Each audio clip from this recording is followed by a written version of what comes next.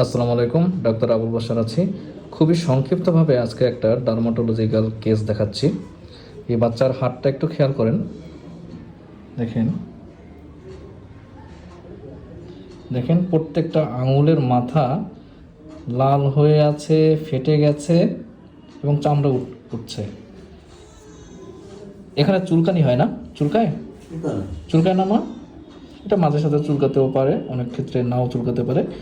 এটাকে আমরা বলছি এক্সফোলিয়েটিভ ডার্মাটাইটিস। এটা শীতকালে বেশি দেখা যায়। এটার কিছু কারণ আছে, আমাদের কিছু ডায়েটারি ঘাটতির কারণে এই প্রবলেমগুলো হতে পারে।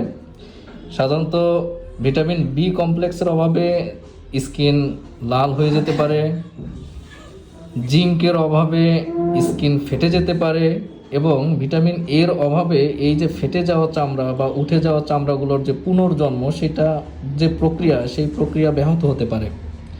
তাই আমাদের উচিত হবে অন্ততপক্ষে এই শীতে ভিটামিন এ, ভিটামিন বি এবং জিঙ্ক সমৃদ্ধ খাবার খাওয়া উচিত আমাদের সবার। হ্যাঁ, বিশেষ করে বাচ্চাদের ক্ষেত্রে, বাচ্চারা তো খেতে চায় না, শাকসবজি খেতে চায় না, ফলমূল খেতে চায় না, তাদেরকে এইসব খাবারে একটু উদ্বুদ্ধ করতে হবে।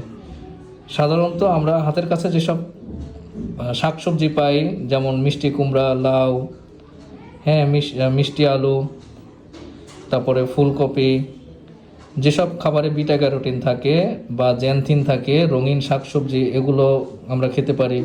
এছাড়া মাংস, কলিজা, বাদাম জাতীয় খাবার, এগুলো খেতে পারি। হ্যাঁ, এতে ভিটামিন বি থেকে শুরু করে এ থেকে শুরু করে জিঙ্ক সব কিছুই কম বেশি পাওয়া যায়। আর এই ধরনের সমস্যা হলে সাথে সাথেই অবশ্যই ডাক্তারের শরণাপন্ন হবেন, কারণ প্রাথমিক অবস্থাতে চর্মরোগের চিকিৎসা করলে দীর্ঘসূত্রিতা কমে যায়। সচেতনতা প্রয়োজন, সবার সাথে শেয়ার করুন। আসসালামু আলাইকুম।